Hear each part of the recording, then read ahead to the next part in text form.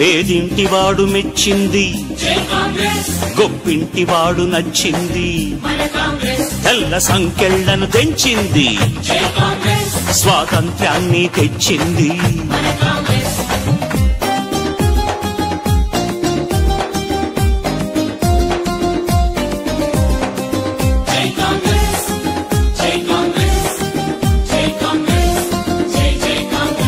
మన గాంధీ నెహ్రూలా మన ఇందిరమ్మ నడిచింది, రాజీవ్ శ్వాస విడిచింది, సర్వత్యాగములకు మారు పేరు.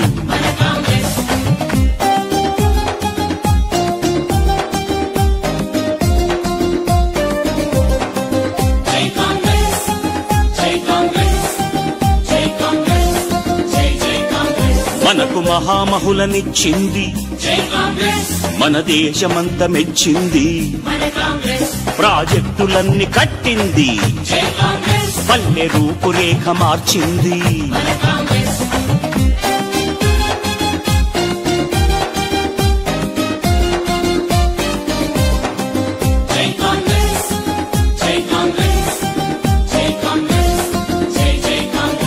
రారాజురై తన్నలకు ఉచిత విద్యుత్తును ఇచ్చింది, పావలాకు రుణమిచ్చెను, ప్రతి మహిళ గుండెలో నిలిచెను.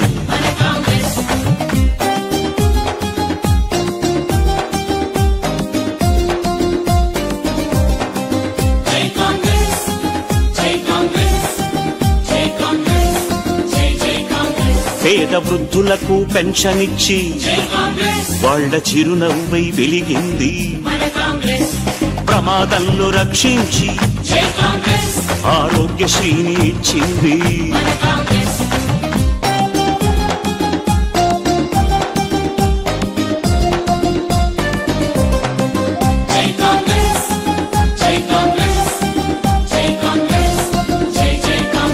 దీన జనులందరి శ్రేయస్సుకు అభయ హస్తాన్ని అందించెను, పల్లె పల్లెలోన వెలుగు నింపి ప్రగతి పథంలోకి నడిపింది.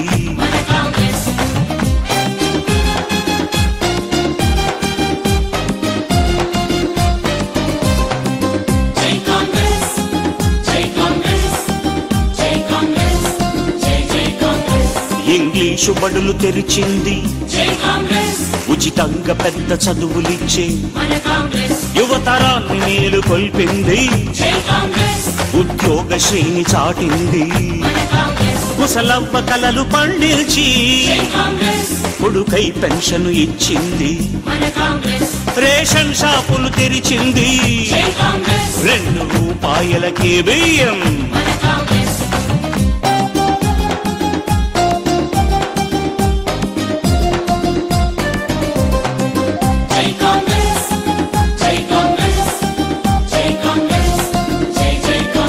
పేద ప్రజలందరి మనసులోన అడుగు వర్గాల తేజస్సుగా జనులందరిలో నిండగా.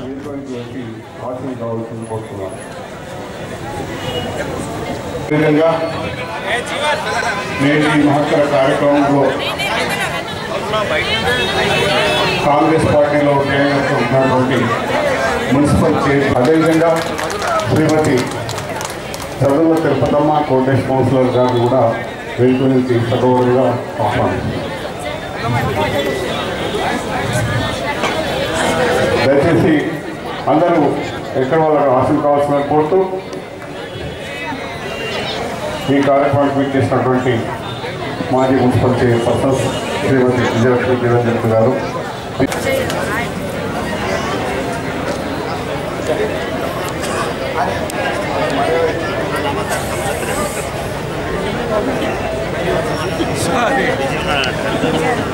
అందరికీ నమస్కారం.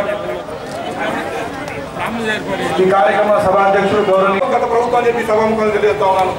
ఏమైనా అడవాల జ్యోతి గారు కాంగ్రెస్ పార్టీలో చేరడం నిజంగా కూడా కాంగ్రెస్ పార్టీ మరింత బలోపేతంగా చేసేటువంటి అంశం ఉందని భావిస్తా ఉన్నాను.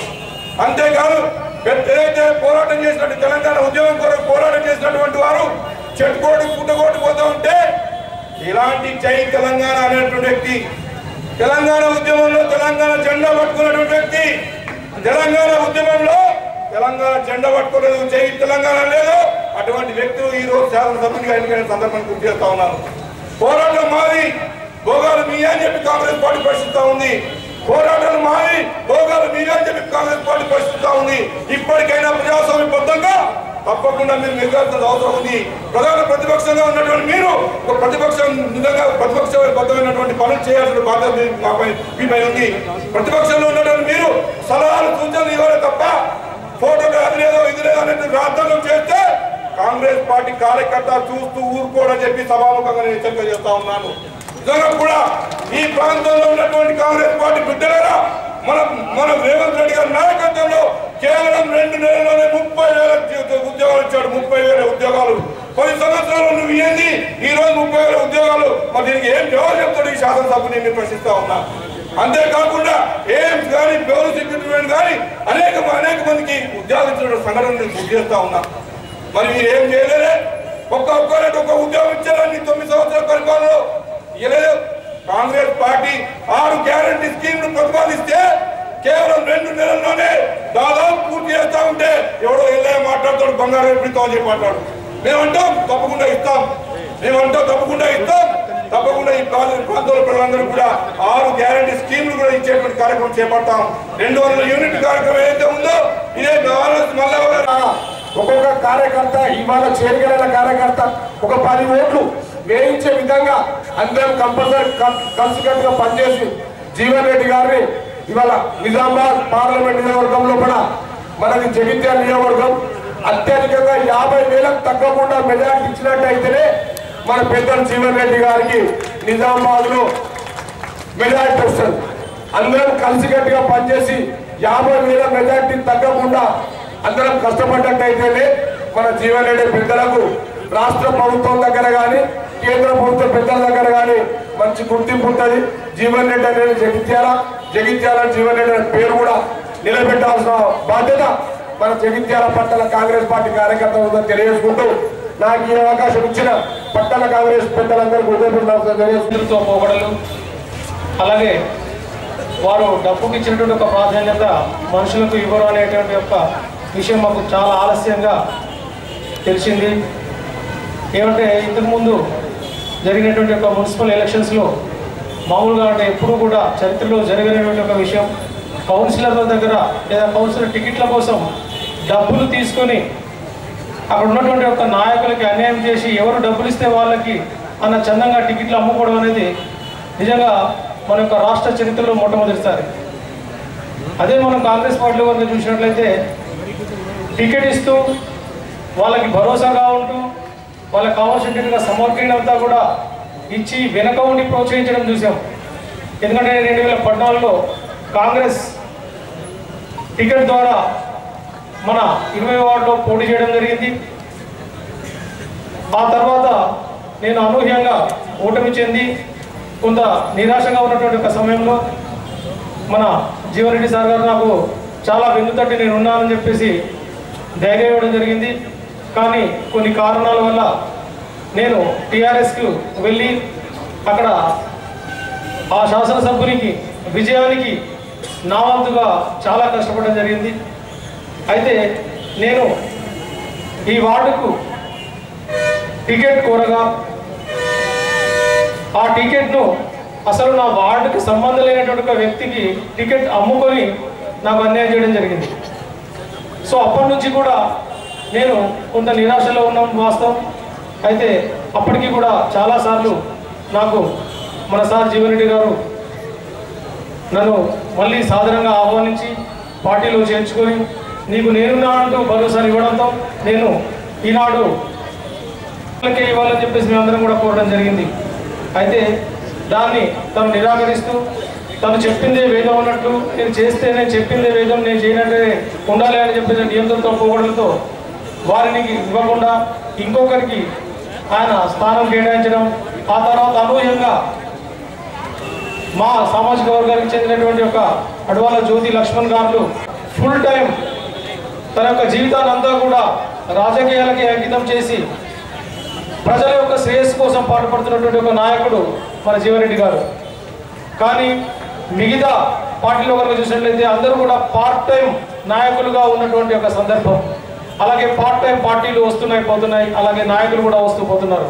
కానీ నిరంతరం మన యొక్క ఉన్నతి కోసం, జగిత్యాల యొక్క అభివృద్ధి కోసం పాటుపడుతున్నటువంటి ఒక జీవన్ రెడ్డి గారి యొక్క సారథ్యంలో మేము చేరడం చాలా సంతోషం. దానికి అందరికీ కూడా మేము కృతజ్ఞతలు తెలియజేస్తున్నాం. అన్నని ఎలాగైనా కూడా పార్లమెంట్ ఎంపీగా అఖండ మెజారిటీతో సాధించడానికి మా వంతు ప్రయత్నం మేము చేస్తామని చెప్పేసి, కృషి చేస్తామని చెప్పి ఈ సభాముఖంగా తెలియజేస్తూ ముగిస్తున్నాను. Thank you. మన జీవనన్న మనకి ఎంతో ఆధారం. ఎందుకంటే మన పుడియ సంఘాలకు మన జీవనన్న, మన రేవంత్ అన్న మనకు ఎంతో అండగా ఉండాలని నా మనసు పూర్తిగా కోరుకుంటున్నాను. ఎందుకంటే మన రేవంత్ అన్న 6 గ్యారంటీలు ఇస్తానన్నాడు కాబట్టి 6 గ్యారంటీలు ఇస్తాడు, మనం చూస్తాం. 6 12 పనులు మన రేవంత్ అన్న మనం చేస్తారని నా మనసు పూర్తిగా కోరుకుంటున్నాను. ఎందుకంటే ఒకప్పుడు మన లక్ష పరాలే ఇచ్చింది కాబట్టి మన రేవంత్ అన్న 1,00,000 రూపాయలు తులం బంగారం వస్తుంది. ఎందుకంటే తులం బంగారం అంటే ఆడవాళ్ళకంటే బంగారం అంటే ఎంతో ఇష్టం. అందుకే మన పేదింటి బిడ్డలకు ఎంతో సంతోషంగా మనకు ఉంటుంది. జీవనన్న మన అండగా ఉండాలని నా మనస్ఫూర్తిగా కోరుకుంటున్నాను. ఈరోజు రాష్ట్ర ప్రభుత్వం చేపట్టిన కార్యక్రమాలను గమనిస్తూ మరి వాళ్ళ ఉన్న పార్టీలో వాళ్ళకు జరిగిన అన్యాయాలను చూస్తూ మరి ఇప్పుడు వాళ్ళ పార్టీ మారినందుకు వారికి నిజంగా పార్టీ తరఫున నేను ధన్యవాదాలు తెలియజేస్తూ మరి గత 40 సంవత్సరాల నుండి జగిత్యాల ప్రాంతంలో ఏ అభివృద్ధి జరిగిందంటే అది జీవన్ రెడ్డి గారు చూడడం జరిగిందని చెప్పగలుగుతారు. ఎదురుగా కనబడే కాంప్లెక్స్ కూడా జీవన్ రెడ్డి గారు హయాంలో జరిగినాయి. జగిత్యాల వాటర్ ట్యాంకులే కానీ ప్రతి అభివృద్ధి ఏం చేసినా టీఆర్ఎస్ ప్రభుత్వం వచ్చిన తర్వాత మెరిపించడం చేయలేదు. లైట్లు పెట్టడం మాత్రం బాగా చేసింది. మేము కట్టిన డివైడర్లు కూడా కొట్టి కొత్త డివైడర్లు కట్టడం, లైట్లు మెరిపించడం వాళ్ళు చేసిన అభివృద్ధి. మరి ప్రజలు ఇవన్నీ గమనించి కాంగ్రెస్ పార్టీకి అవకాశం ఇచ్చారు. కాంగ్రెస్ పార్టీ చెప్పిన ప్రకారంగా 6 గ్యారెంటీలు అమలు చేస్తుంది. గతంలో ముఖ్యమంత్రి గారి అపార్ట్మెంట్ దొరకకపోతున్నాయి.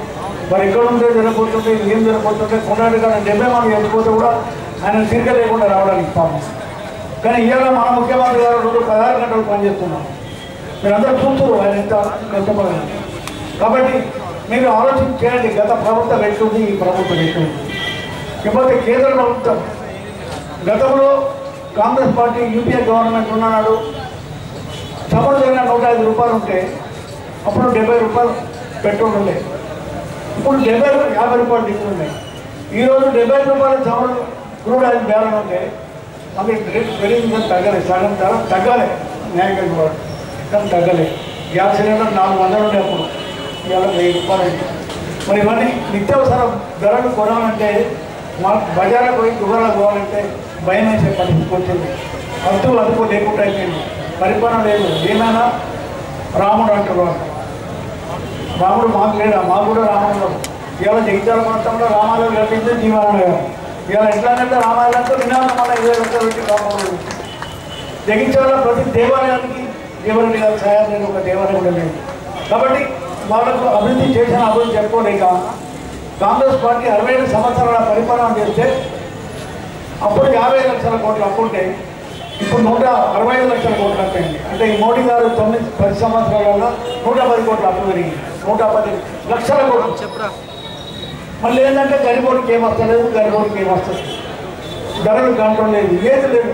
మొత్తం ప్రైవేటీకరణ ఇప్పుడే 52 కోట్ల ఉద్యోగాలు ఇస్తాను అంటే 20 కోట్ల మందికి ఉద్యోగాలు, ఒక ఉద్యోగం కూడా లేదు. ఉన్నాయని ప్రైవేట్ వాళ్ళకి దారులు. ఒక అదాని అమ్మాయి వచ్చుకుంటే చాలు మోడీకి. ఏమంటే నాకు బచ్చానయ్యే కచ్చానయ్యే జోడుని అని వేదికగా మాట్లాడుతాం. కానీ ఆయన చేసే లాభం అంతా ఇండైరెక్ట్గా అదాని అమ్మాయి చేస్తున్నాం. కాబట్టి ప్రజలు ఇవన్నీ గమనించి రేపు తప్పకుండా మన ప్రాంతంకి వెళ్ళి మన జీవనన్న గారు నిజామాబాద్ పార్లమెంట్కి వెళ్ళి పోటీ చేస్తున్నారు. ఈ జగిత్యాల వాణి నిజామాబాద్ పార్లమెంట్లో కూడా వినిపించే విధంగా అధికారం తప్పక వస్తుంది. కేంద్రంలో సార్ మంత్రి అవుతాడు, కేంద్ర మంత్రి, అది కూడా చెప్తున్నాం. మనం కూడా ఇక్కడ ఒక జగిత్యాలలోనే నమ్మలేదు, బయట వాళ్ళందరూ నమ్మరు. కాదు కనిపించింది జగిత్యాలలో మళ్ళీ బక్కడెత్తారు వాళ్ళు కూర్చారు. ఇవాళ సార్ గెలిస్తే 2వ పొజిషన్ ఉంటుండే. ఇవాళ ఈ జగిత్యాల ప్రాంతానికి ఎక్కువ అభివృద్ధి చేస్తుండే. కానీ మన దురదృష్టం, ఈ ప్రాంతాల దృష్టం.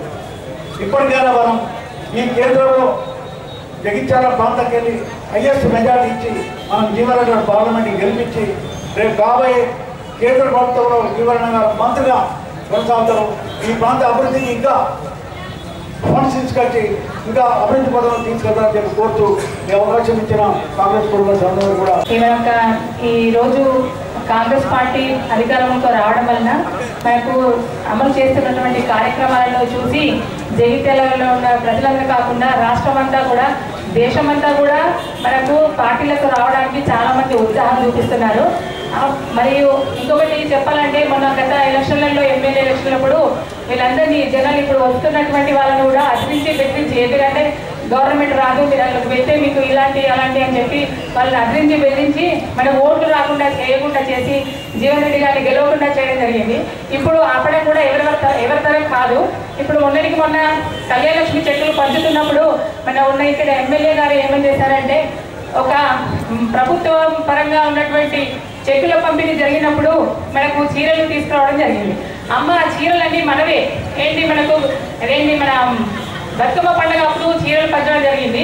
ఆ చీరలని పంచకుండా ప్రతి వార్డులో మీరు కనుక్కోండి, ప్రతి వార్డులో కూడా తెలుసుకోండి, ఎవరికి కూడా చీరలు ఇవ్వకుండా వాటిని అట్లనే అంటి పెట్టుకొని వాటిని మేము ఇస్తున్నామనే విధంగా దాని మీద ఒక ముఖ్యమంత్రి గతంలో ఉన్నటువంటి ముఖ్యమంత్రి బొమ్మను వేసి కావాలని చేసి రచ్చరచ్చ చేయడానికి ప్రతి ప్రోగ్రామ్ ఇలా ఈ విధంగా చేస్తున్నారు. వాళ్ళకి ఇక్కడ ఇంకా కూడా బుద్ధి రాలేదు. అలాగే ఇంకొకటి ఇప్పుడు మనకు వచ్చే గవర్నమెంట్ ప్రభుత్వం కూడా ఏ విధంగా రాష్ట్రంలో ఏ విధంగా అయితే కాంగ్రెస్ పార్టీ వచ్చిందో దేశంలో కూడా ఖచ్చితంగా కాంగ్రెస్ పార్టీ వస్తుంది. నమ్మండి, ఈసారి కూడా మీరు అలా మోసపోకుండా నమ్మి ఖచ్చితంగా అందరూ కాంగ్రెస్ పార్టీకి ఓటేయండి. కేవలం 3 సంవత్సరములు బీసీ మహిళగా 5 సంవత్సరాల వరకు బీసీ మహిళలకు చైర్మన్గా ఎన్నుకోబడి 3 సంవత్సరాల తర్వాత అప్పటి చైర్మన్ గారు రాజీనామా చేసి ఖాళీ ఏర్పడితే దాని భర్తీ బీసీ మహిళలకు కేటాయించకుండా కాలయాపన చేసి ఇతరులతోటి సంవత్సరం జరుపుకోబోతుంటే జీవన్ రెడ్డి గారు ఆలోచించి మహిళకు కేటాయించబడ్డ ఇంత పెద్ద మున్సిపాలిటీలో ఉన్న మహిళ బీసీలే ఉండాలని చెప్పి ఒక ప్రత్యేకమైన జీవో తీసుకొచ్చి అడవాల జ్యోతి లక్ష్మణ్ గారు చైర్మన్ ఎన్నిక కావడానికి ముఖ్యులైనటువంటి మా జీవన్ రెడ్డి గారికి ప్రత్యేకంగా ధన్యవాదాలు మా మున్సిపల్ పక్షాన చెప్తున్నాను. ఒకటి ఏంటంటే బీసీ మహిళలకు కేటాయించాలి. ఎప్పుడో జరగలేనప్పుడైతే బీసీలకు రాదు కదా, ఇవ్వలేదు కదా. కాబట్టి బీసీ మహిళ చైర్మన్గా ఎన్నిక కాబడిన ఒక వర్గానికి చెందిన వారికి మా పార్టీలో జాయిన్ అయ్యి వారు కాంగ్రెస్ పార్టీ సేవ చేస్తూ కాంగ్రెస్ పార్టీని ముందుకు తీసుకుపోయే విధంగా జీవన్ రెడ్డి గారికి టౌన్లో కానీ మండలంలో కూడా కానీ పార్లమెంట్ నియోజకవర్గంలో కానీ చేదోడు వాదోడుగా ఉండి సహకరించి వారికి ఎంపీకి గెలవడానికి వరకు తోడ్పడాలని చెప్పి సభాముఖంగా చెప్తూ ఈరోజు కాంగ్రెస్ పార్టీలో జాయిన్ అవుతున్నందుకు సంతోషంగా ఉంది. మొన్న 5 సంవత్సరాలు అంటే 18లో ప్రదీప్ కుమార్ గారు గెలిచారు. నేను ఎంతో అభివృద్ధి చేశానని చెప్పుకుంటున్నారు. కానీ నిజంగా చూసుకుంటే డబుల్ బెడ్రూమ్లు అనేవి 4,000 ఇండ్లు కూడా జీవనన్న గారు ఎమ్మెల్యేగా ఉన్నప్పుడు మాత్రమే రావడం జరిగింది. అది ఎంపీ కవిత కోటాలో ఒక సీఎం గారి బిడ్డగా తీసుకొచ్చిన డబుల్ బెడ్రూమ్లో 235 కోట్లతో తీసుకొచ్చానని చెప్పింది. కానీ దానికి కనీసం సదుపాయాలు 25 కోట్ల కూడా ఇయ్యలేని పరిస్థితిలో సంజయ్ కుమార్ ఉన్నారు. 5 సంవత్సరాలు ఎమ్మెల్యేగా ఉన్నా కానీ ఒక 25 కోట్లు కూడా తీసుకురాలేదు. అదేవిధంగా జగిత్యాల టౌన్కి సంబంధించి నియోజకవర్గానికి సంబంధించి మెడికల్ కాలేజ్ తీసుకొచ్చాను, కలెక్టరేట్ తీసుకొచ్చానని చెప్తున్నారు. కలెక్టరేట్ అనేది ప్రతి డిస్టిక్లో ఉంది. అంటే తెలంగాణ ఏర్పడ్డ తర్వాత డిస్టిక్లు కొత్తగా ఏర్పడ్డ డిస్టిక్ ప్రతి దాంట్లో కూడా కలెక్టరేట్ అయింది. అదేవిధంగా మెడికల్ కాలేజ్ అయింది. ఇలా తప్ప వేరే ఏది కూడా తీసుకురాలేదు. కానీ జీవనన్న గారు అనేది మెడికల్ విధంగా అయితే యూనివర్సిటీ తీసుకొచ్చారు, జేఐటీ తీసుకొచ్చారు, నాక్ సెంటర్ తీసుకొచ్చారు, అదేవిధంగా నర్సింగ్ కాలేజ్ తీసుకొచ్చారు, డిగ్రీ కాలేజ్ తీసుకొచ్చారు. అదేవిధంగా చాలా ఉన్నాయి చెప్పుకుంటూ పోతే. ఇలాంటివి అందరికీ కనబడుతున్నాయి. నేను చేశానని చెప్పుకొని ఓన్లీ ప్రొసీడింగ్స్ పంచడం కాదు. జీవనంలో ఏదైనా డబ్బులు ఉన్నట్టయితేనే పని అయ్యేది ఉంటేనే ప్రొసీడింగ్ ఇస్తారు. కానీ సంజయ్ కుమార్ గారు మాత్రం ఓట్ల కొరకు ప్రొసీడింగ్స్ ఇచ్చి ఓట్లు తీసుకోవడం తప్ప ఇంకా చేసింది ఏమీ లేదు. అలాంటివి ఉండి ఇప్పుడు మోసపోకండి. ఎందుకంటే కాంగ్రెస్ గవర్నమెంట్ అనేది ఎప్పుడు కూడా ఏదైనా మాట ఇచ్చిందంటే అది నెరవేర్చే గవర్నమెంట్ మాత్రం కాంగ్రెస్ గవర్నమెంట్. ప్రజాపాలన ప్రజల కొరకే సేవ చేసేది కాంగ్రెస్ పార్టీ. అలాంటి కాంగ్రెస్ పార్టీలోకి వస్తున్నందుకు మీ అందరికీ కూడా స్వాగతం తెలియజేసుకుంటూ, ఈ కాంగ్రెస్ పార్టీలో ప్రతి ఒక్కరికి న్యాయం జరిగే విధంగా మా సీనియర్ నాయకులందరూ కూడా రేవతన్న కానివ్వండి, మా నందువల్లి కానివ్వండి, ఇక్కడ జగిత్యాలకు సంబంధించి ప్రతి చిన్న సమస్య నుంచి పెద్ద సమస్య దాకా తీర్చే విధంగా జీవనన్న గారు ఉన్నారు మనకు. తప్పకుండా వచ్చే ఎలక్షన్స్లలో కాంగ్రెస్ పార్టీని సపోర్ట్ చేయాలని ప్రతి ఒక్కరిని కోరుకుంటూ సెలవులో చేరుతున్నందుకు నన్ను ఆశీర్వదించడానికి ఇక్కడికి వచ్చిన నా జగిత్యాల ప్రజలందరికీ నా హృదయపూర్వక నమస్కారాలు.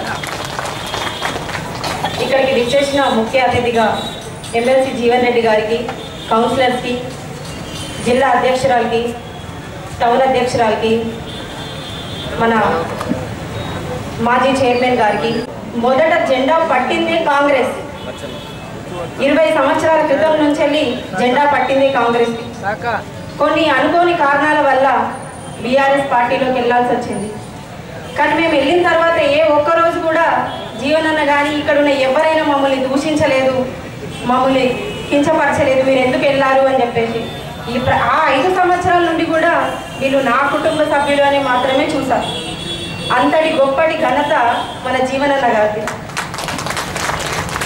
మరి మేము వెళ్ళిన తర్వాత అక్కడ 5 సంవత్సరాల నుంచి వెళ్ళి ఇది నాది అన్నట్టుగా మేము పనిచేస్తున్నాం. మేము కౌన్సిలర్ టికెట్ కోసం కూడా అడిగినప్పుడు మేము ఇయ్యమని చెప్పారు అక్కడ. కానీ ఎలాగలో కొట్లాడి తెచ్చుకున్న తర్వాత గెలిచినాం, పనిచేసినాం. 3 సంవత్సరాలు పద్మశాలి చైర్పర్సన్ ఉన్నారు. కొన్ని కారణాల వల్ల తను రిజైన్ చేసి వెళ్ళిపోవాల్సి వచ్చింది. ఆ తర్వాత సీటు ఖాళీ అయిన తర్వాత మేము అడగాల్సి వచ్చింది. కాకపోతే అయినా 1 సంవత్సరం కాలం పాటు, సంవత్సరం పైబడే నేను చేస్తాను నేను మాటిస్తున్నాను మీకు చేస్తానని చెప్పేసి చేయలేకపోయాను. అదొక బీసీ మహిళకు చెందాల్సింది. ఒక పద్మశాలిగా మేము ఉన్నాం కాబట్టి అడగాల్సి వచ్చింది. కాకపోతే ఆయన చేస్తాం అనుకుంటే చేయలేదు, కాలాన్ని అలాగే వృధా చేస్తారు కాబట్టి అది అట్లాగే వెళ్ళిపోయింది. ఆ తర్వాత నరేందర్ అన్న ఆయన చాలా సంవత్సరాల నుంచి వెళ్ళి పార్టీకి పనిచేసారు. తన మున్నూరు కాపు వాళ్ళు బీసీ మహిళ, మనెవరు రజనక్కకు ఇవ్వాల్సి ఉంది. కానీ ఆయన ఎంతో కష్టపడి పనిచేసినా కూడా వాళ్ళకి ఆ పదవి దక్కలేదు. నిజంగా ఒకవేళ రజనక్కకి ఇట్లా ఈ పదవి దక్కుంటే మేమందరం సైలెంట్ అయిపోయి ఆమెకు మేము మద్దతు ఇచ్చేవాళ్ళం కష్టంగా. ఆమె కూడా ఒక బీసీ మహిళనే కదా. ఆమె వాళ్ళ భర్త చనిపోయిన తర్వాత కూడా అన్నామన్న పరిస్థితి ఏంటిది, ఎలా నా జీవనాధారం ఏంటిది అని అడుగుతా కూడా ఏమో అమ్మ మేము ఏం చేయగలుగుతామని చెప్పిన రోజులు ఉన్నాయి. ఆయన అంటే బీసీల గురించి, బడుగు బలహీన వర్గాల గురించి ఆలోచించని ఒక పెద్ద మనిషిలాగా ఉండిపోయింది జగిత్యాలకు. అప్పుడు జీవనన్న చొరవ తీసుకొని మరి ఇది బీసీలకు చెందాల్సింది, ఎలాగైనా ఒక బీసీ మహిళ అక్కడ కూర్చోవాలి అని చెప్పేసి ప్రత్యేకమైన ఒక చొరవ తీసుకొని జీవో తీసుకొచ్చి ఈరోజు ఒక బీసీ మహిళగా నన్ను అక్కడ కూర్చోబెట్టడం జరిగింది. ఇవాళ నేను ఇక్కడ ఉన్నాను ఈ పొజిషన్లో అంటే దానికి కారణం జీవనన్న. ఇక ముందు మనం ఇప్పుడు ఇంతకుముందు ఏమైంది అని అంటే ఒక ఎమ్మెల్యేగా ఆయనను ఓడించడం జరిగింది, ఓడిపోవడం జరిగింది. అది మన దురదృష్టం. ఇక ముందన్న అందరూ కొంచెం ఆలోచించండి. ఎవరు ఈ జగిత్యాల్ని పట్టుకొని ఉంటారు, ఎవరు నాయకులు, పదవులు ఉన్నా పదవులు లేకపోయినా గత 40 సంవత్సరాలుగా ఈ జగిత్యాల్ని పట్టుకొని ఉంటున్నాడంటే అది ఒక జీవనన్న మాత్రమే. అలాంటి జీవనన్న కోసం ఇక మీరు చూపించండి మేమేం చేయగలుగుతాం జీవనన్నకి, మాతోటి ఏమవుతుంది. ఎమ్మెల్యేగా ఓడిపోయారు, ఆయన బాధపడలేదు. ఇప్పుడు మళ్ళీ మనకు అవకాశం వచ్చింది. ఖచ్చితంగా మనం చూపించుకోవాలి. జీవనన్నని అత్యధిక మెజారిటీతో ఎంపీగా గెలిపియాలి, ఆయనను పార్లమెంట్లో కూర్చుని. ఇదందరూ మన ధ్యేయం, మన లక్ష్యం. ఇది నా కుటుంబం. నేను ఇక్కడ నుంచి వెళ్ళిపోయినప్పుడు బాధపడ్డాను, మళ్ళీ ఇక్కడికి వచ్చిన తర్వాత చాలా సంతోషపడుతున్నాను. ఎందుకంటే నేను వెళ్ళిపోయింది కొద్ది రోజులు మాత్రమే, మళ్ళీ ఇక్కడికి వచ్చిన నుంచి అది చాలా సంతోషంగా ఉంది. ఎందుకంటే నేను వస్తాను అనగానే రామ్మ ఇది నీ ఇల్లు అని చెప్పేసి స్వాగతించిన జీవనన్నకి ప్రత్యేక కృతజ్ఞత తెలుపుతున్నాను. నా వల్ల ఏదైనా నేను తప్పుగా మాట్లాడితే నన్ను క్షమించండి. ఎందుకంటే నేను కొత్త ఆ పార్టీలో ఉన్నప్పుడు మహిళలకు మాట్లాడే అవకాశం కూడా ఎప్పుడు ఇవ్వలేదు. అందుకని నేను భయంగా మాట్లాడుతున్నాను. జీవనాన్ని ఏమన్నారంటే, అమ్మ నీకు ఎందుకు భయం, నేను ఉన్నాను కదా, నేను చూసుకుంటా, నువ్వు ఏదైనా మాట్లాడు అని చెప్పారు. ఒకటి ఏంటంటే నేను ఇంత కష్టపడి ఇవాళ మనం కొట్లాడి వచ్చినామనంటే జగిత్యాలకు ఏదో చేయడానికే వచ్చినాం. ఈ 5 సంవత్సరాల నుంచి జరిగిన అభివృద్ధి 60 సంవత్సరాల నుంచి ఇట్లాంటి ఒక అభివృద్ధి అంటే ఏంటంటే ఇట్లాంటి మున్సిపాలిటీ లేదు. కానీ గత 4 సంవత్సరాల నుంచి వెళ్ళి మున్సిపాలిటీ చాలా అస్తవ్యస్తంగా మారిపోయింది. ఇక నుంచి ఏదేమైనా సరే ఈ ఉన్న 10 నెలల 11 నెలల ఈ ఇంత కాలంలో ఖచ్చితంగా అభివృద్ధి చేసే చూపిస్తామని చెప్తున్నాను. నా వల్ల అయ్యింది, నా వల్ల కాంతి కూడా అంటే నాకు ఇది మాత్రమే అవుతుంది కాకుండా ఇంతకంటే ఎక్కువ కూడా చేసి చూపిస్తాను. ఒక్కరోజు కూడా రెస్ట్ తీసుకోకుండా జీవనన్నతో నేను కలిసి పనిచేస్తాం. జీవనన్న సహకారంతో నేను పనిచేసి జగిత్యాలకు ఒక మంచి పేరు తీసుకొస్తా, జీవనన్నకు కూడా ఒక మంచి పేరు తీసుకొస్తా అని చెప్తున్నాను. ఇది అందరి సందర్భంగా అందరి ముందర నేను ఒకటి తెలియజేస్తుంది ఏంటంటే నాకు ఇంతటి అవకాశం ఇచ్చిన జీవనానికి ఖచ్చితంగా నేను మంచి పేరు తీసుకొస్తాను. ఎందుకంటే నేను వేరే వాళ్ళని నమ్ముకొని ఉన్నాం కాబట్టి వాళ్ళు మాకు అవకాశం ఇవ్వలేదు. అవకాశం ఇచ్చిన వాళ్ళకి ఖచ్చితంగా మంచి పేరు తీసుకురావాలి. తీసుకొస్తానని శబదం కూడా చేస్తున్నా. నాతోటి ఎంత అవుతుందో నేను ఖచ్చితంగా చేసి చూపిస్తా. జీవనాల సమక్షంలో చెప్తున్నాను. కానీ ఒకటి ఏంటంటే ఎంపీగా మాత్రం మీరందరూ దయచేసి ఈ జగిత్యాలని నమ్ముకొని ఆయన ఓడినా గెలిచినా ఆయన ప్రజల కోసం పనిచేస్తున్నాడు. మీరందరూ ఆలోచించాలి, ఖచ్చితంగా ఆలోచించాలి. ఎందుకంటే మేము ఇంతకుముందు అందులో ఉండి జీవనన్న ఓడిపోయినప్పుడు మేము అక్కడే ఉన్నాం. అది మాది కూడా తప్పే. కాకపోతే ఏంటంటే ఇప్పుడు మేము ఇక్కడికి వచ్చినాం. ఖచ్చితంగా జీవనన్న కోసం చేసుడే మనం గెలిపించుకుందాము. ఇప్పుడు ఎందుకంటే ప్రభుత్వాలు మారినాయి, మన కాంగ్రెస్ ప్రభుత్వం వచ్చింది, మనకు అన్ని పథకాలు లభించాలి అంటే మనకు ఒక నాయకుడు ఉండాలి ఇక్కడ. ఖచ్చితంగా ఈ నాయకుల కోసం మనం పనిచేద్దాం, మనం గెలిపించుకుందాం. జై హింద్. నాకు ఈ అవకాశం ఇచ్చిన ప్రతి ఒక్కరికి హృదయపూర్వక కృతజ్ఞత.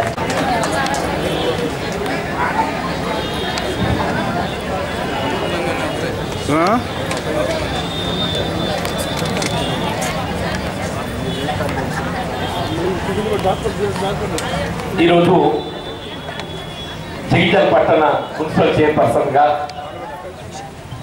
గత సంవత్సరం కాలం నుండి స్థానికంగా బలహీన వర్గాలు మహిళలకు కేటాయింపు చేపట్టేటువంటి ఒక అందులో ఉన్నట్టుగా లొసుగులను ఏదైతుందో సరిచేసి ఇవాళ మహిళలకు ప్రాధాన్యత కల్పింపు చేయబడే విధంగా జగిత్యాల మున్సిపల్ చైర్పర్సన్ స్థానాన్ని భర్తీ చేయబడతాం.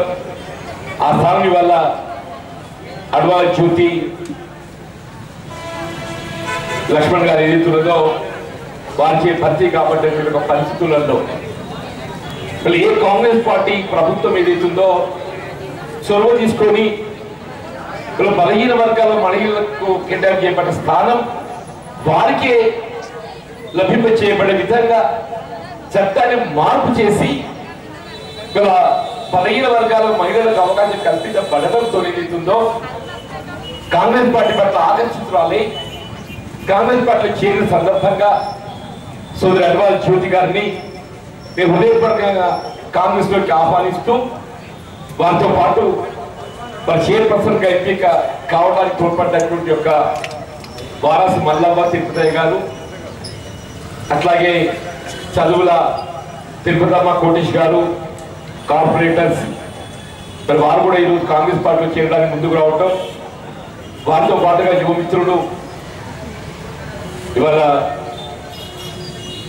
మహేందర్ గారు ఏదైతుందో యువ న్యాయవాది మరి గతంలో కాంగ్రెస్ పార్టీ బలోపేతం కొరకు కృషి చేసి మధ్యలో కొన్ని భిన్నాభిప్రాయాలు రావడంతో కొంత దూరమైనప్పటికీ తిరిగి కాంగ్రెస్ పార్టీ బలోపేతానికి ముందుకు వచ్చినందుకు మిత్రుడు మహేందర్ గారిని అంటే వారితో పాటుగా ఆర్ఎం సత్యం గారు ఇక్కడ పద్మశాలి సేవా సంఘానికి సేవలు అందిస్తున్నటువంటి ఒక సోదరుడు సత్యం గారు, వీళ్ళు ముఖేష్ గారు ఏదైతుందో ఒక విద్యార్థి నాయకుడిగా కాంగ్రెస్ పార్టీ బలోపేతం కృషి చేసి గతంలో ఏదైతుందో వీళ్ళు పలు సందర్భాలలో నా విజయాన్ని కూడా కృషి చేసింది.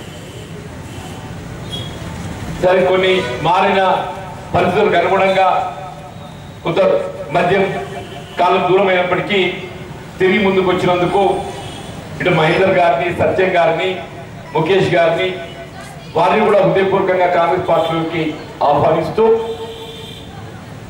ఈ సమావేశంలో పాల్గొంటున్నటువంటి బ్లాక్ కాంగ్రెస్ అధ్యక్షులు జగిత్యాల పట్టణ ప్రముఖులు, మా తల్లులు, ఆడబిడ్డలు, మా యువ మిత్రులు, పాత్రికేయ సోదరులకి అందరికీ హృదయపూర్వకంగా నమస్కారం చెప్తూ, రాజకీయంగా ఏ పార్టీ కానివ్వండి, ఇటు కాంగ్రెసే కానీ ప్రస్తుత ప్రతిపక్ష పార్టీ రాష్ట్రంలో బీఆర్ఎస్ పార్టీ కానీ, కేంద్రంలో అధికారంలో ఉన్నటువంటి భారతీయ జనతా పార్టీ కానీ, ఏ రాజకీయ పార్టీ కానీ ఇలా ప్రజాహితంగా ఏ పార్టీ పనిచేస్తుంది, ఏ పార్టీకి ప్రాతినిధ్యం వహించేటటువంటి నాయకులు పనిచేస్తున్నారు మనం గమనించాలని చెప్పండి. నాకు ఏదైతుందో నేను సుదీర్ఘకాలంగా ప్రజా జీవితంలో కొనసాగుతున్నాయి. 4 దశాబ్దాలు గడిచిపోయింది. ఇప్పుడు మిత్రులు మాట్లాడినట్టు సరే ఎన్నికల్లో గెలుపు ఓటమి సహజం, అన్ని ఎన్నికల్లో మనం ఆశించిన ఫలితాలు పొందలేము. కానీ ఎన్నికల్లో మనం ఆశించిన ఫలితాలు పొందలేకున్నప్పటికీ ప్రజలు మనకు అప్పగించిన బాధ్యతను నిర్వర్తించడంలో ప్రజానీకానికి సన్నిహితంగా ఉంటూ మరి ప్రజా సంక్షేమం కొరకు, వారి యొక్క హక్కుల కల్పన కొరకు మన బాధ్యత నిర్వర్తించడం ప్రధానమని చెప్పండి. ఇవాళ జగిత్యాల పట్టణం సరే కూడా చెప్పట్టు, నేను నాకు ఈ ప్రాంతంతో పెరిగేసుకున్నటువంటి అనుబంధం జన్మతహా చెప్పట్టు నేను ఈ పట్టణంతో నాకు పెరిగేసుకున్నటువంటి అనుబంధం జన్మతహా చెప్పట్టు. ఆనాటి నుండి ఈనాటి వరకు చెప్పట్టు నేను విద్యార్థి దశ, న్యాయవాద వృత్తి, ప్రజా జీవితం ఏ స్థాయిలో ఎక్కడున్నా కానీ ఏదైతుందో నాకు జగిత్యాల అంటేనే నాకు అంటే వాస్తవంగా చెప్పంటున్నా నాకు ఆ విధమైనటువంటి అనుబంధం పెరిగేసుకుందని చెప్పండి. ఈ ప్రాంత అభివృద్ధి నా బాధ్యత భావిస్తాను చెప్పండి, నా బాధ్యత భావిస్తాను చెప్పండి. ఈ ప్రాంతాన్ని ఏదైతుందో ఇవాళ జగిత్యాల ఏదైనా జిల్లా కేంద్రంగా రూపొందింపచేయబడడం జరిగిందో రాష్ట్రంలోనే ఇదొక అభివృద్ధి చెందినటువంటి ఒక ఆదర్శవంతమైన ఒక జిల్లాగా తీర్చిదిద్దడం నా వంతు బాధ్యత భావిస్తాను చెప్పండి. యొక్క అభివృద్ధి కార్యక్రమాలు సహజం, సాధారణ చేపట్టబడేటువంటి అభివృద్ధి కార్యక్రమాలు కాదు. ప్రత్యేకంగా ఏదైతుందో ఆ ప్రాంతాన్ని గుర్తింపు వచ్చే విధంగా కార్యక్రమాలు చేపట్టబడ్డాయి. జగిత్యాల మెడికల్ కళాశాల రావడం జరిగింది. మొత్తం రాష్ట్రంలో ఏదైతుందో 33 జిల్లాలలో 33 మెడికల్ కళాశాలలు ఏర్పాటు చేయాలని చెప్పి ప్రభుత్వం భావించడం, అందులో భాగంగా ఏదైతుందో జగిత్యాలలో మెడికల్ కళాశాల ఏర్పాటు చేయబడడం జరిగింది. అది సహజం అని చెప్పండి. కానీ ఆనాడు చెప్పండి నేను 2004-2009 మధ్య కాలంలో పెద్దలు వైఎస్ రాజశేఖర రెడ్డి గారు ముఖ్యమంత్రిగా ఉన్నటువంటి ఒక సమయంలో ఆనాడు కేవలం హైదరాబాద్ నగరంలో మినహా ఎక్కడ కూడా జేఎన్టీయూ కళాశాల లేని పరిస్థితులలో జగిత్యాలలో ప్రత్యేకంగా జేఎన్టీయూ కళాశాలను ఏర్పాటు చేసుకోవడం జరిగిందని చెప్పండి. వ్యవసాయ కళాశాల రాజేంద్ర నగర్ మినహా ఏదైతుందో రాష్ట్రంలో ఎక్కడ కూడా రెండో వ్యవసాయ కళాశాల లేదు. మనం ఏదైతుందో ఏ విధంగా జేఎన్టీయూ కళాశాల కూకట్పల్లి తదుపరి ఎట్లయితే మనం ఏర్పాటు చేసుకున్నామో జగిత్యాలలో వ్యవసాయ కళాశాల కూడా రాజేంద్ర నగర్ తదుపరి ఏదైతుందో మన జగిత్యాల కేంద్రం పులాసలో ఏర్పాటు చేసుకోవడం జరిగిందని చెప్పండి. శిక్షణ కేంద్రం అని చెప్పండి. నేను యావత్ తెలంగాణ రాష్ట్రంలో ఏర్పాటు చేయగలిగేటువంటి ఏకైక ఒకే ఒక రీజనల్ న్యాక్ శిక్షణ కేంద్రాన్ని ఏదైతుందో మనం జగిత్యాలు ఏర్పాటు చేసుకోమని చెప్పండి. అంటే ఎందుకు ఈ జగిత్యాల ప్రాంతానికి ఒక ప్రత్యేక గుర్తింపు రావాలని చెప్పండి. ఈ జగిత్యాల ప్రాంతాలకు జగిత్యాల ఒక ప్రత్యేక గుర్తింపు రావాలని భావన తపన అని చెప్పండి. సరే మధ్యలో మన ఆశయం ఫలితం పొందలేకపోవచ్చు కాక, కానీ నిర్మాణాత్మకంగా వివరించిన తప్పేదిస్తుందో మనం ఎన్నడూ కూడా ప్రభుత్వం చేపట్టేటువంటి ఏ అభివృద్ధి కార్యక్రమైనా అవి అమలు కోసం మనం సహకరించడం జరిగిందని చెప్పండి. ఇవాళ కూడా ఏ రోజులు ఉన్నది అనేది ప్రధానం కాదు. ఈ జగిత్యాల ప్రాంత అభివృద్ధి ప్రధానంగా బాధ్యతగా ముందుకు పోవడం జరుగుతుందని చెప్పట్టు. నేను తెలంగాణ రాష్ట్ర ఏర్పాటు ఉద్యమం తెలియదు కాదు. వాస్తవం ఉమ్మడి రాష్ట్రంలో మనం ఆశించినటువంటి ఒక అభివృద్ధి పొందలేకపోతున్నాం. నిధులు, నీళ్లు, నియామకాలు మన ప్రాంతానికి రావడం నిధులు పొందలేకపోతున్నాం. మన ప్రాంతానికి రావడం సాగునీటి జలాలే కానీ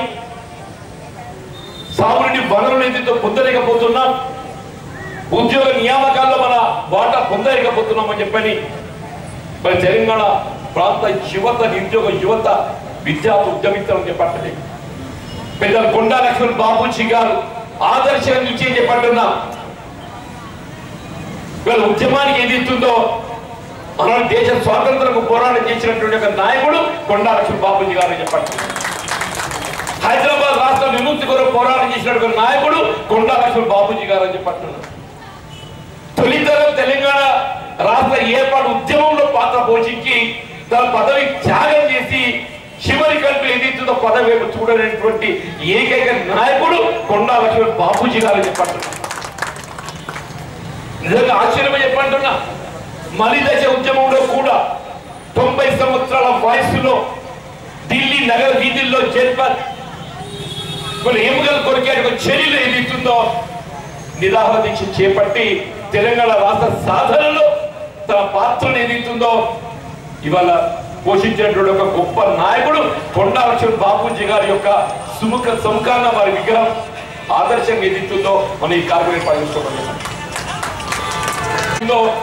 ఈ వేదిక ముఖంగా కొండా లక్ష్మణ్ బాబూజీ గారిని ఆదర్శంగా తీసుకొని తెలంగాణ రాష్ట్ర ఏర్పాటు ఉద్యమ ప్రతీకగా ఏదైతుందో నాయకుడిగా వారు మనకు ఆదరణ ఇవ్వడం జరిగిందో వారిని ఆదర్శంగా తీసుకొని మీరు ఈ ప్రాంత అభివృద్ధిలో పాటుపడాలని చెప్పని నేను కోరుతున్నాను చెప్పండి. రాష్ట్రం ఏర్పాటు కాబట్టి సంతోషం. అందరూ కూడా ఉద్యమ ఆకాంక్ష నెరవేర్చబడాలని చెప్పంటే ఉద్యమ నాయకుడిగా అవకాశం కల్పించబడ్డట్టయితే ఉద్యమ ఆకాంక్ష నెరవేర్చబడతాయి. వాస్తవం తెలంగాణ రాష్ట్ర ఏర్పాటులో ఆనాడు యూపీఏ చైర్పర్సన్ సోనియా గాంధీ గారు ప్రధాన పాత్ర, కీలక పాత్ర పోషించింది. రాష్ట్ర విభజన మామూలు విషయం కాదని చెప్పండి. మీరు ఉమ్మడి రాష్ట్రంలో 42 పార్లమెంట్ స్థానాలు ఉంటే 25 పార్లమెంట్ స్థానాలు తెలంగాణ ఇతర ప్రాంతానికి ఉన్నాయి. కేవలం 17 పార్లమెంట్ స్థానాలు మాత్రం తెలంగాణ ప్రాంతానికి ఉన్నాయి చెప్పండి. 25 పార్లమెంట్ స్థానాలు కలిగి ఉన్నట్టు సీమాంధ్ర ప్రాంత వాస్తవ్యులు తెలంగాణ రాష్ట్ర ఏర్పాటును భేదిస్తే కూడా తెలంగాణ రాష్ట్ర ఏర్పాటు అవడానికి శాశ్వత పరిష్కారం చూపెట్టాలని భావనతో ఈ ఆత్మ త్యాగాలు, బలిదానాలు ముగింపు పలకాలనే ఒక భావనతో రాష్ట్రం ఏర్పాటు చేసినటువంటి ఒక గొప్పతనం ఏదైతుందో ఆ మహాతల్లి సోనియా గాంధీ గారు చెప్పిన తప్ప. అయినప్పటికీ ఉద్యమ ఆకాంక్ష నెరవేర్చబడాలంటే ఉద్యమ నాయకుడికి అవకాశం కల్పిస్తారని కేసీఆర్ గారికి అవకాశం ఇచ్చింది. 2 పర్యాలు ఇచ్చింది. 2014, 2018 10 సంవత్సరాల సుదీర్ఘ దశాబ్ద కాలం ఏదైతుందో వారికి అవకాశం ఇచ్చింది. నిజంగానే ఈ దశాబ్ద కాలంలో విద్యార్థి విద్యకు సంబంధించినటువంటి అవకాశాలు కానీ కేజీ టు పీజీ వరకు ఆంగ్ల మాధ్యమంలో ఉచిత నిర్బంధ విద్యా బోధన అని చెప్పంటున్నాయి. అదనంగా ఉద్యోగాల కల్పన అని చెప్పంటున్నాయి. ఏ కేజీ టు పీజీ వరకు ఆంగ్ల మాధ్యమంలో ఉచిత నిర్బంధ విద్యా బోధన కల్పించబడుతుందని భావించినవో కేవలం ప్రకటనలకే పరిమితమైందని చెప్పండి. చివరికి ఏమైంది? ప్రభుత్వ పరంగా కల్పించాల్సిన విద్యా బోధన సౌకర్యాలు ప్రైవేట్ పరమైపోయాయి.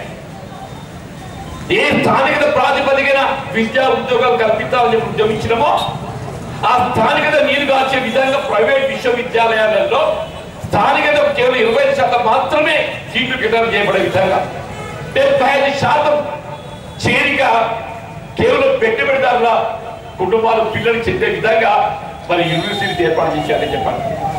అప్పుడు అనిపిస్తుంది ఇందుకేనా మనం తెలంగాణ రాష్ట్రం కోరుతుందని చెప్పండి.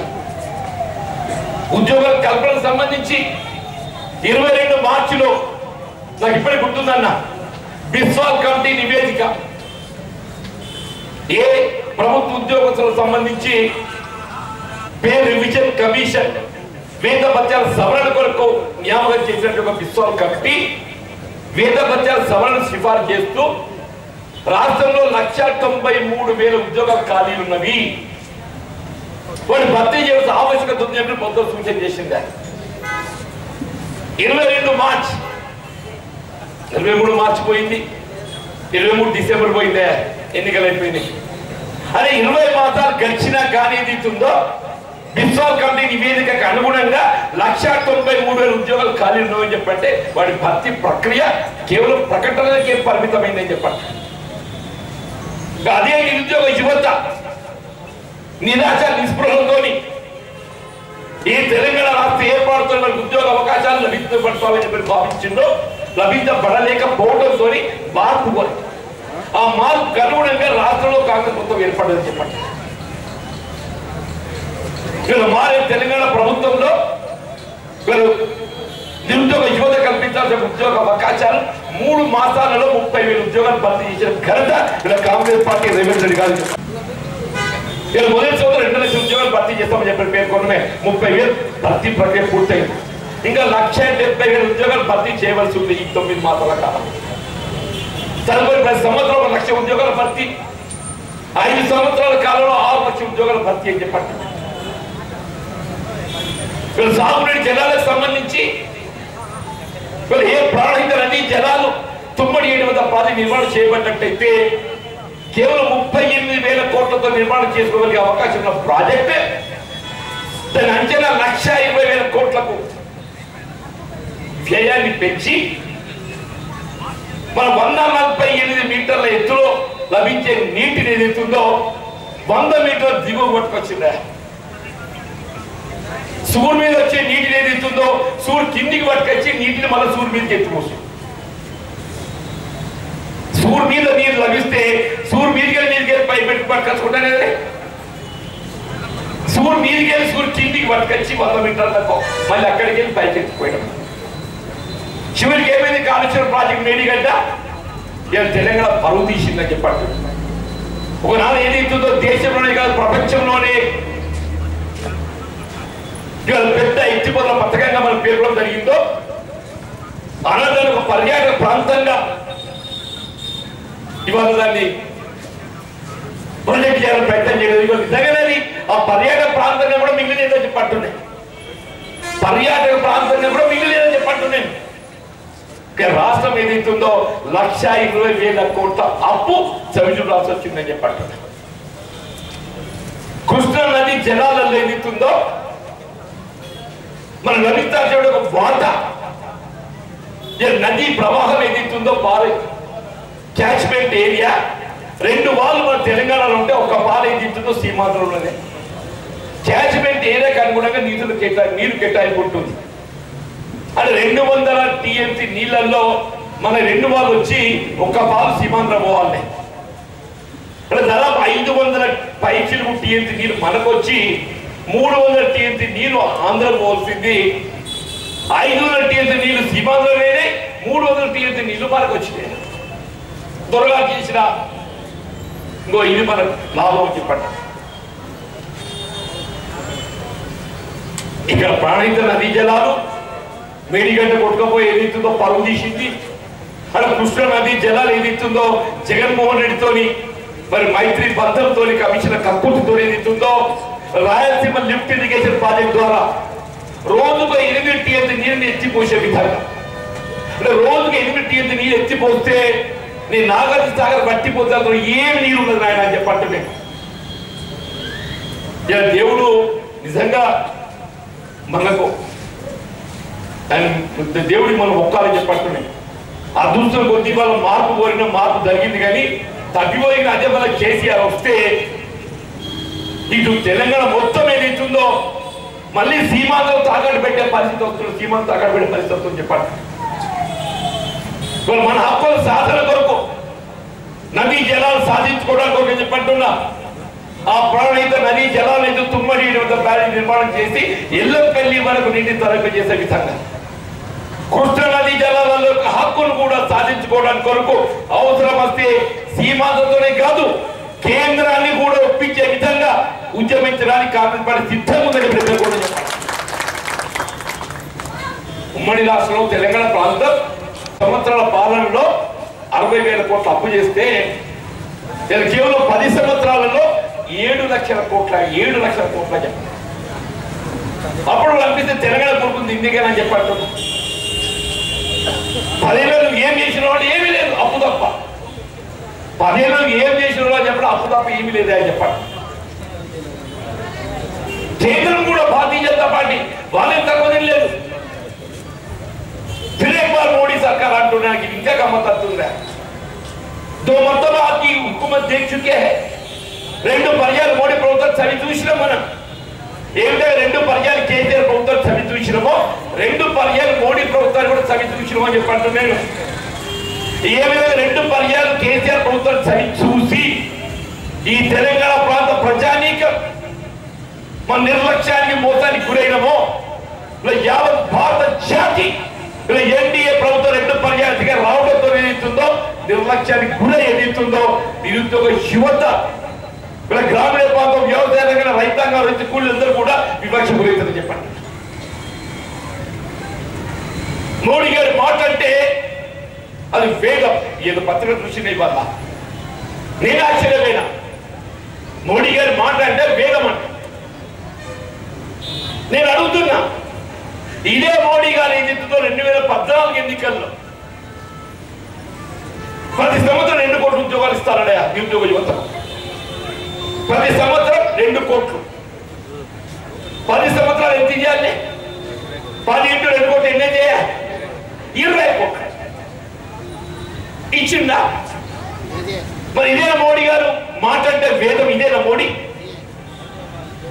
నువ్వు 20 కోట్ల ఉద్యోగాలు కల్పిస్తా అని చెప్పి నిరుద్యోగ యువతను ఆశల పండగలో ఊరేగింప చేసి నిరుద్యోగ యువతను ఏదైతుందో తల్లిదండ్రుల గుండెలపై కుంపటే అంటున్నాను.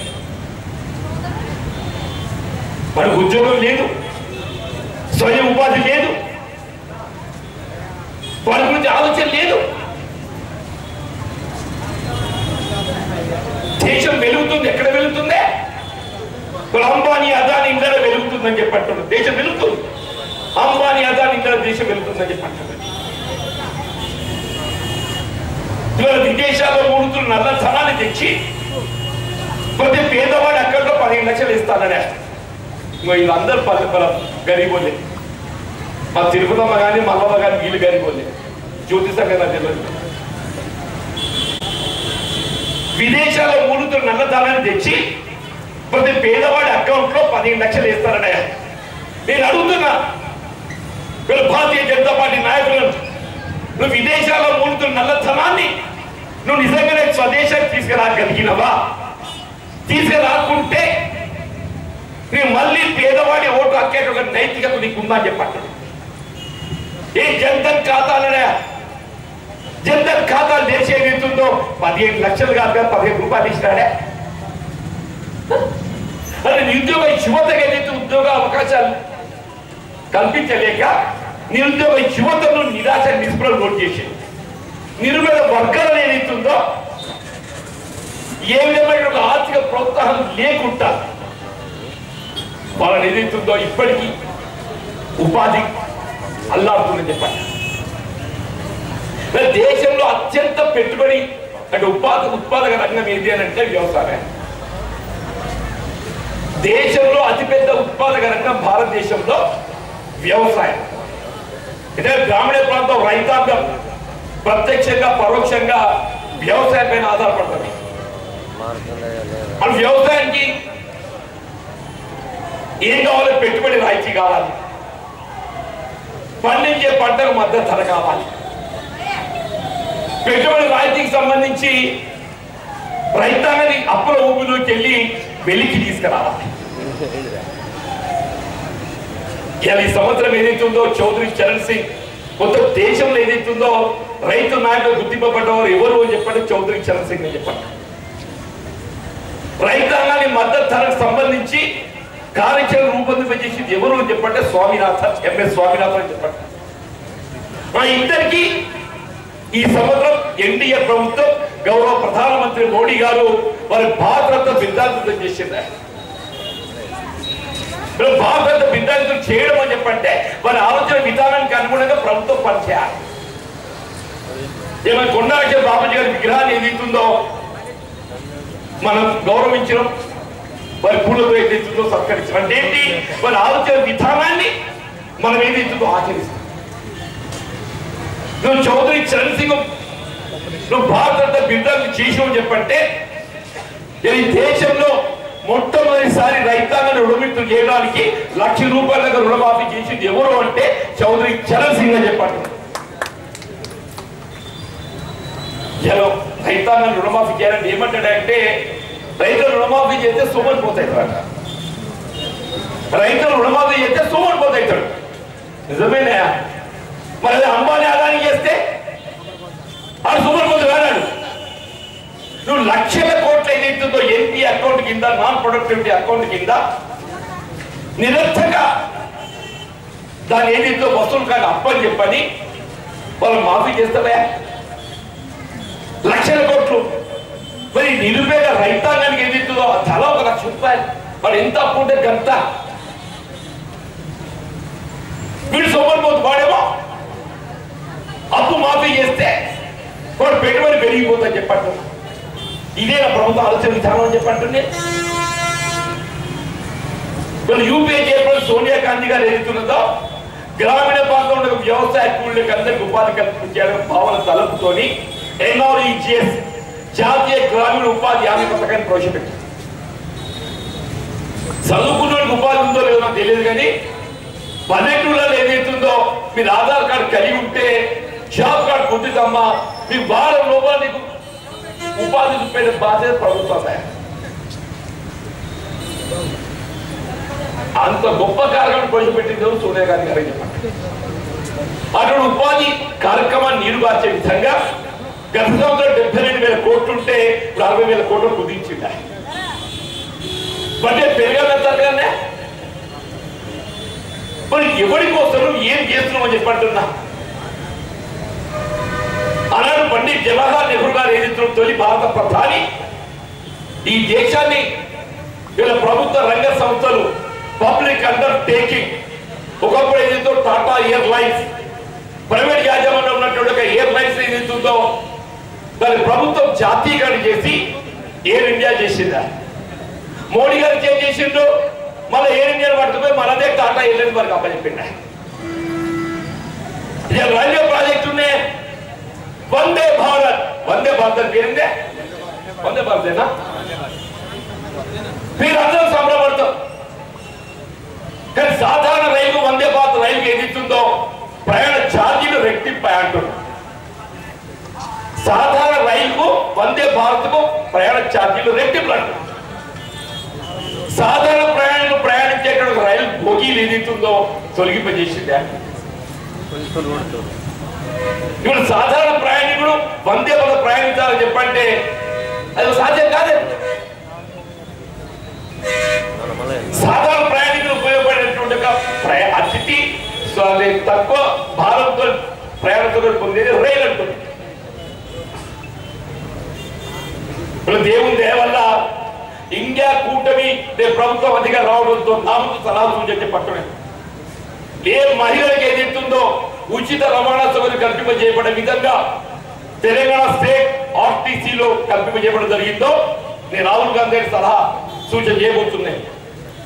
ఇండియా కూడా ప్రభుత్వ అధికారం రావడంతో జాతీయ స్థాయిలో రైళ్లలో ప్రయాణం చేసిన మహిళలకు ఆడబిడ్డలకు అందరికీ కూడా ఉచిత ప్రయాణ సౌకర్యం కల్పింప చేయడం ఆ కేంద్రంతో బాధ్యత ఉన్నాను. ఆడబిడ్డలకు ఆర్థిక వారికి ప్రోత్సహించాలి అని చెప్పండి. ఇలా ప్రయాణం ఉచితంగా చెప్పాలంటే ఆ ఉచిత ప్రయాణం ఏదో కేవలం బస్ కేరే కొరకే కాదు, ఇలా పెట్టుబడులు వారి ఉపాధి రంగంలో వారి పాత్ర ప్రోత్సహించడానికే చెప్పండి. దయచేసి రాబోతున్నట్టుగా ఎన్నిక మనకు పరీక్ష లాంటి పరీక్షలు అదే చెప్పండి. ఏ రాజకీయ పార్టీ కానీ ఆలోచిద్దాం. నీతి అవినీతి చెప్పడానికి నీతి అవినీతి ఎవరైనా నేను మాట్లాడుతున్నంత సేపు జీవనని నీతివంతుడే, కానీ ఆచరణకు వచ్చేవరకైనా నేను దాన్ని అనుసరించాలనుకుంటే నేను భారతీయ జనతా పార్టీ ఆలోచించాలి. ఏమైంది మాటలకే పరిమితమవుతుంది నీతి అనేది, ఆచరణలో శూన్యమని చెప్పంటు. నేను ఎలక్ట్రల్ బాండ్స్ అని చెప్పంటున్నా. రాజకీయ పార్టీలు ఏదిస్తుందో వివిధ పెట్టుబడిదారులు కల్పించేటువంటి సౌకర్యాలు రాయితీలను తొట్టిదారిని ఏదిస్తుందో ఎలక్ట్రల్ బాండ్స్ అనే ఒక నెపంతో చందా రూపంగా సేకరిస్తుందా. నేనేమంటున్నా మనం ఇచ్చే చందా ఏదన్నా కానీ అదే పారదర్శకంగా ఉండాలి. నువ్వు ఎవరికైనా నీ చందా ఎన్జిఓ ఆర్గనైజేషన్కి ఏదైతుందో చందా ఇచ్చే అవకాశం ఉంటుంది. పారదర్శకంగా ఉండాలి. మరి రాజకీయ పార్టీలకు ఇచ్చేటువంటి ఒక చందా ఎందుకు పారదర్శకంగా ఉండాలి? ఎందుకు దాచిపెట్టాలి దాన్ని? సుప్రీంకోర్టు అన్నది పారదర్శకత అనేది ప్రధానం కావాలి. మీరు ఏ రాజకీయ పార్టీకి ఇచ్చే ఒక చందా అయినా కానీ ఏదైతుందో ఎలక్ట్రిక్ చెప్పంటున్నా ఏ రాజకీయ పార్టీ పేద ప్రజల సంక్షేమం కట్టుబడిందని చెప్పండి. ఈ దేశ నిర్మాణంలో యువకుల పాత్ర పెట్టి పోషించాలని 18 సంవత్సరాలకు ఓటు కలిగించిన ఘనత కాంగ్రెస్ పార్టీ అని చెప్పండి. ఆ 18 సంవత్సరాల ఓటు హక్కు కల్పించి ఉండి లేకుండా ఉన్నట్టయితే యువకుల పాత్ర ఎక్కడ ఉంటుండే? ఈ జాతి నిర్మాణంలో యువకులు ప్రోత్సహించి ఎవరు? ఏ రాజకీయ పార్టీ చెప్పండి. నేను ఈ వాస్తవాలను హత్య చేసేట బాధ్యత మనమే ఉందా లేదని చెప్పండి. రాజ్యాంగం చెప్పంటున్నా ఏ బాబాసాహెబ్ బిఆర్ అంబేద్కర్ గారు మన మార్గదర్శకంగా రాజ్యాంగాన్ని మనకు రచించి అందింపజేసిందో ఏదో పెద్ద మనిషి అంటుండే రాజ్యాంగ మౌలిక సూత్రాల విధానాలకు నీరు కార్చే విధంగా అది మీరు లౌకిక విధానాన్ని రద్దు చేస్తామని చెప్పంటున్నా. ఎవరో ఒక పార్టీ నాయకుడు మాట్లాడి మరొకసారి మాకు అవకాశం వస్తే అసలు ఈ దేశంలో లౌకిక వాదానికి అవకాశం లేకుండా ఏ భారత రాజ్యాంగ నిర్మాత బాబాసాహెబ్ బిఆర్ అంబేద్కర్ లౌకిక విధానాన్ని నీరు కార్చే విధంగా దాన్ని మార్పు చేస్తారని ఇవాళ నిజంగా చనిపోయిన బీజేపీకి అధికారం వస్తే అమ్మా చెప్పంటున్నాను. ఈమె జ్యోతి సఫలపడుతుంది.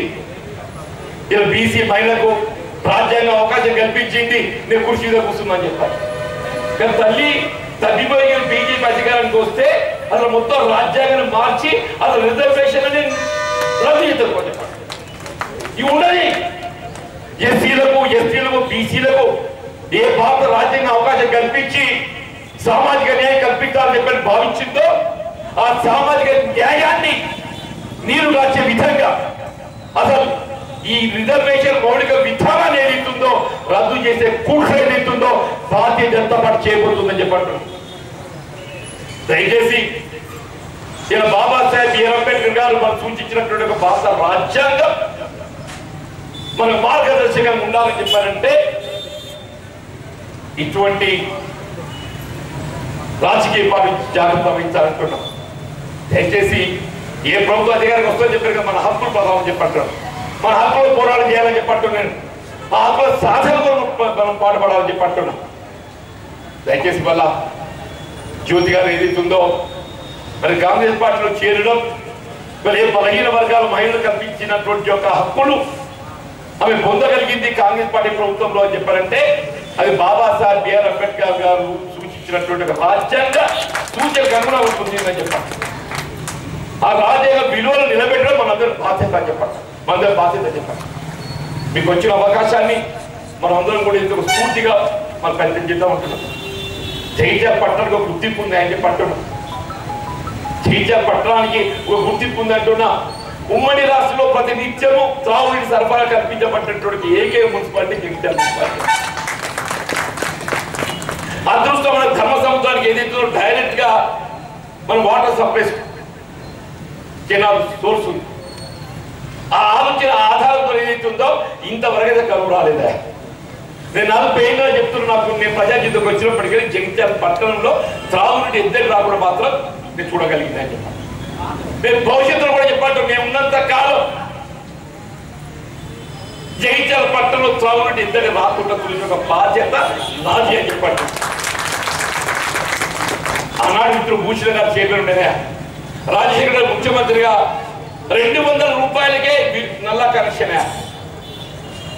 మెటీరియల్ తో సహా కల్పించింది కేవలం జగిత్యాల పట్టణం అని చెప్పండి. త్రాగు మీదే కాదని చెప్పంటున్నా ఇతర మౌలిక సదుపాయం కానీ ఇక మన దగ్గర ఏదైతే ఇదే అంగడి మార్కండి అంగడి వల్ల ఈ లోపల నిరుపేద వర్గాలు ఏదైతుందో వాళ్ళు చిరు వ్యాపారులు వాళ్ళ జీవనాధారం పొట్ట పోసుకుంటున్నాయి. మీరు ఏ మున్సిపాలిటీ కనుకోండి వాడు 20 రూపాయలు నుంచి 50 రూపాయలు ఇచ్చుంటారు. ట్రైబల్ చిట్టి లేని మున్సిపాలిటీ రాష్ట్రంలో ఎక్కడ ఉంది అని చెప్పండి. జగిత్యాల మున్సిపాలిటీ.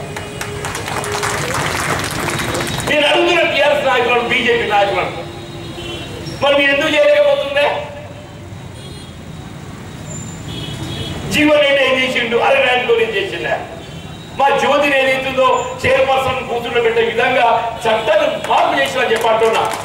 నేను రేవంత్ రెడ్డి ముఖ్యమంత్రి అయినా కానీ చెప్పంటున్నా, నువ్వు నాకేం చేస్తావు చేయవు నాకు తెలియదు, కానీ మా జగిత్యాల మున్సిపాలిటీ బలహీన వర్గాల మహిళలకు కిడ్నాప్ చేయబడ్డ స్థానం ఏదైతుందో వాళ్ళతో భర్తీ చేయబడే విధంగా చట్టాన్ని మార్పు చేయమని చెప్పని చేయబట్టి అడిగాను. నేను కోరుతాగా ట్రైబల్ రద్దు చేసిన చెప్పంటున్నా, నువ్వు చేస్తావు చెప్పండి. సిరిసిల్ల కేటీఆర్ నా మున్సిపాలిటీ ఏం చేసినటువంటి మున్సిపాలిటీగా ఇదే వేదికగా ఛాలెంజ్ ఇస్తున్న హరీష్ రావు గారి కానీ కేటీఆర్ గారి కానీ 2014 కంటే పూర్వం జగిత్యాల మున్సిపాలిటీ ఏ విధంగా అభివృద్ధి చెందింది? నీ సిరిసిల్ల ఎక్కడ ఉండే, నీ సిద్దిపేట ఎక్కడ ఉండే? తెలంగాణ వచ్చినాక మామ అల్లుడు కోడు మీరు ఏం చేసుకున్నా తెలియదు, కానీ 14 కంటే పూర్వం పోల్చుకుందామా? నేను సిద్దిపేటతోనే సిద్ధం, సిరిసిల్లతోనే సిద్ధం అని చెప్పండి. పట్టణం ఉంటే కానీ విద్యా వైద్యం కానీ ఉపాధి రంగం కానీ ఏ రకమే కానీ చెప్పండి. నేను సిద్దిపేట కానీ సిరిసిల్లే కానీ 2014 కంటే పూర్వం అభివృద్ధి అనేది జగిత్యాల తెలంగాణ ఒక సిద్దిపేట సిరిసిల్లే కాదయా, ఉమ్మడి రాష్ట్రంలో పులివెందులతో సహా చెప్పండి. పని సంకల్పం కావాలి. ఇవాళ ఏదైతే ఏ హోదాని ప్రధానం కాదా? నాకు ఏ హోదా ఉన్నా లేకున్నా, వచ్చినా రాకున్నా రాష్ట్రంలో కాంగ్రెస్ ప్రభుత్వం అధికారానికి వచ్చింది కాబట్టి జగిత్యాల పట్టణాలు ఏదైతుందో తెలంగాణ రాష్ట్రంలోనే అగ్రస్థానం నిలిపే బాధ్యత నాది అని చెప్పండి. 52 మంది మాట్లాడతారు, అందరు మాట్లాడతారా? ఈ మంది ఆరోగ్యం ఎవడు విడుదల చేసిందే? 94 ఎన్నికల ముందు నేను చేసిన చెప్పంటున్నాను. చెప్పండి ఇదే వాతావరణ పురుషోత్తం శ్రీహరి పక్కనే ఉండదా? కట్టింది